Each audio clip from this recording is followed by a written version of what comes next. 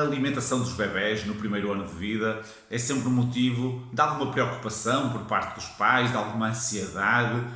O grande objetivo deles é fazer tudo o melhor possível e acho que essa é uma preocupação legítima, portanto faz sentido tentar perceber quais são os conceitos gerais para que essa alimentação decorra de uma forma saudável, equilibrada e adequada ao crescimento e ao desenvolvimento dos bebés. Portanto, o primeiro aspecto que eu gostava de reforçar tem a ver com o leite. O leite materno deve ser sempre a prioridade para todos os bebés, exceto quando há alguma contraindicação médica ou quando as mães não querem amamentar ou não conseguem por algum motivo, mas como regra geral deve ser o alimento para todos os bebés, porque é sem dúvida o melhor começo de vida. E esse leite materno deve ser mantido em exclusividade até o mais perto possível dos 6 meses, a altura a partir da qual se introduzem ou se devem introduzir os outros alimentos. Mas mesmo depois de introduzir os outros alimentos, faz sentido manter o leite materno mais tempo, particularmente no primeiro ano de vida, até o ano de idade, porque é a altura em que o bebê vai contactar com mais alimentos estranhos, mais novidades para o seu organismo e, portanto, todos os benefícios do leite materno são muito evidentes, particularmente no primeiro ano de vida. Para a frente também, mas particularmente no primeiro ano de vida. Quando não é possível manter um bebê só com leite materno, faz sentido dar um leite adaptado, uma fórmula infantil, seja como complemento ou como suplemento do leite materno, ou então como substituto quando não é possível manter o leite materno por alguma situação. Mesmo nesses casos, o leite deve ser o único alimento do bebê nos primeiros 6 meses, mais ou menos, de idade. Porque, na verdade, as recomendações da Sociedade Europeia de Nutrição Pediátrica e da Sociedade Portuguesa de Pediatria são claras. Até aos 4 meses não se devem introduzir outros alimentos para além do leite, é errado fazê-lo. A partir dos 4 meses podem-se introduzir outros alimentos, sendo que o ideal é fazê-lo o mais perto possível dos 6. Portanto, alguns entre os 5 e os 6 meses parece ser a altura mais adequada para introduzir outros alimentos na dieta dos bebés para além do leite, e volto a frisar, esta recomendação é igual para os bebés que estão só com leite materno, com aleitamento misto ou só com leite adaptado. Portanto, é igual para todos. A partir do momento em que se introduzem outros alimentos, faz sentido tentar perceber que alimentos introduzir e como introduzir. Hoje em dia há duas grandes correntes para a introdução dos alimentos. Uma é a corrente clássica, em que se introduzem os alimentos triturados, sob a forma de purés, de sopas, de papas. Portanto, introduz-se uma consistência mais mole para dar a novidade desses alimentos. E esta é a forma clássica de introdução e é mais frequente no nosso país. E depois há uma corrente que tem ganho um bocadinho mais de adeptos, que é a corrente de introdução dos sólidos logo como novidade. Os alimentos inteiros, cozinhados, é verdade, mas não triturados.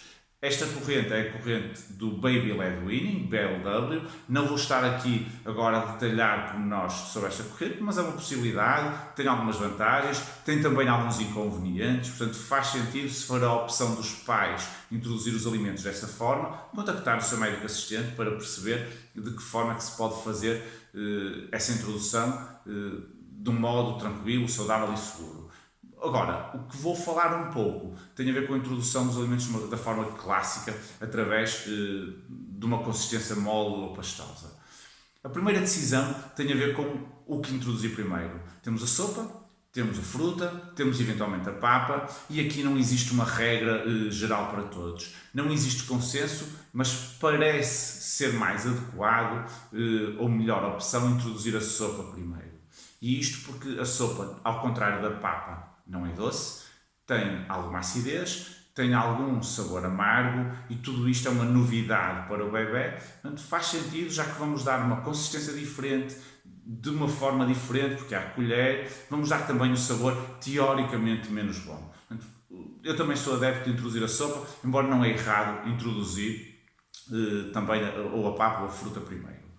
O que nós temos que perceber é que cada vez que introduzimos um alimento novo, faz sentido que o bebê se adapte a este sabor e só depois é que passamos para um alimento diferente. Portanto, se introduzimos a sopa, mantemos a sopa durante 2, 3, 4 dias até o bebê estar habituado a comer de colher a sopa, E a partir daí podemos começar a variar sabores. Podemos começar a introduzir legumes diferentes na sopa, e aqui só gostava de salvaguardar que não existe também nenhuma regra muito rígida, não existem propriamente legumes proibidos. Há alguns legumes que pode fazer algum sentido atrasar um bocadinho, porque são mais indigestos, nomeadamente as leguminosas, ou então que são um bocadinho mais agressivos para o intestino, o espinafre, a beterraba, o nabo, a nabiça, o aipo.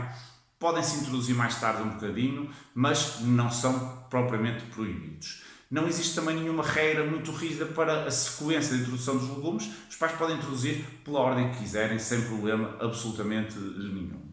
Agora, depois de o bebê estar habituado à sopa, vamos variar os legumes da sopa e podemos introduzir um outro alimento, que pode ser ou a fruta à sobremesa, e pode-se começar pelas frutas convencionais, a maçã, a pera, a banana, e depois rapidamente ir progredindo para as frutas tropicais e para as frutas da época, salvaguardando um aspecto que é interessante, é curioso e tem implicações na prática, que tem a ver com a cor da fruta. Quanto mais diferente for a cor da fruta de umas refeições para as outras, mais vitaminas diferentes o bebê está a consumir, porque cores diferentes significam uma composição vitamínica também diferente. Portanto, vão variando as cores das frutas que dão aos vossos filhos. Portanto, podemos introduzir a fruta como sobremesa, ou, nos casos em que os pais assim entenderem, pode-se introduzir uma papa, uma farinha de cereais, como uma refeição alternativa ou para além da sopa. Importa só esclarecer aqui alguns conceitos sobre a papa. A papa, tendo trigo, centeio ou cevada, é uma fonte de glúten, e o glúten existe nestes cereais, é uma proteína que existe nestes cereais e que deve ser introduzida entre os 4 e os 12 meses. Antigamente era-se um bocadinho mais restrito, hoje em dia esta introdução está mais generalizada para este intervalo assim grande, portanto é uma boa fonte desses cereais e do glúten. Depois às vezes prende-se um bocadinho a questão de se é melhor uma papa comercial, se é melhor uma papa das chamadas biológicas, se é melhor uma papa de fazer em casa. Não vou estar com grandes considerações sobre este assunto. O único aspecto, ou 2 ou 3 aspectos que eu gostava de chamar a atenção, tem a ver com o facto de se dever escolher uma papa cujos cereais sejam fortificados em ferro e suplementados em vitaminas. Este é um conselho importante. É uma das desvantagens das papas de fazer em casa, por exemplo, é que os cereais não são fortificados. Apesar de poder ter outras vantagens, temos que ter isto em atenção, particularmente se o bebê estiver a fazer leite materno, porque este aporte de ferro pode ser importante. Depois também temos que ter o cuidado de, se selecionar uma papa comercial, escolher sempre papas sem açúcares adicionados. Existe sempre algum açúcar nas papas, proveniente dos cereais ou da fruta, sejam as papas de fazer em casa, sejam as papas de venda, mas se comprar uma papa comercial, uma papa dessas de venda, faz sentido escolher uma gama que não tenha açúcares adicionados, e esta deve ser uma preocupação. Como regra geral, quanto menos açúcares e menos proteínas tiver a papa, melhor é para o bebê.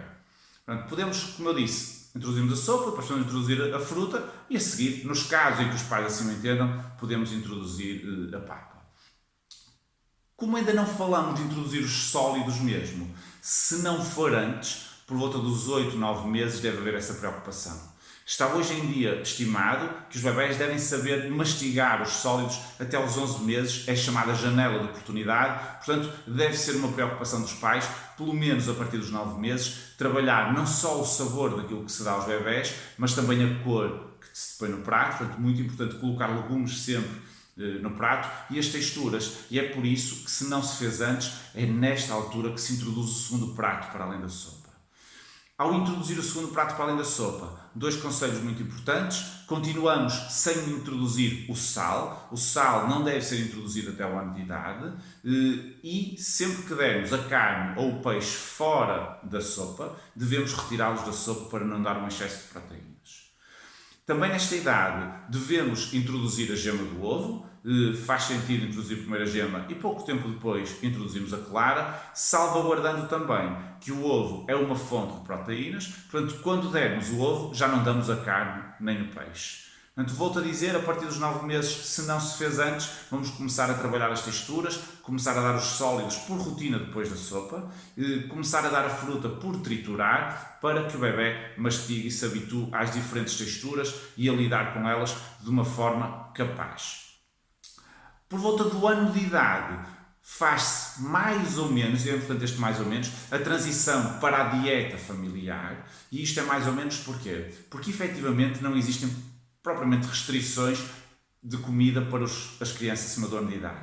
Então eles podem comer tudo. Agora, o facto de poderem comer tudo não quer dizer que devam comer tudo. E aqui chamava a atenção para dois constituintes alimentares que temos claramente que ter atenção e evitar. No primeiro ano não dar nunca, e mesmo depois disso ter algum cuidado, introduzir mais tarde e sempre em pequenas quantidades. E esses constituintes são o sal e o açúcar.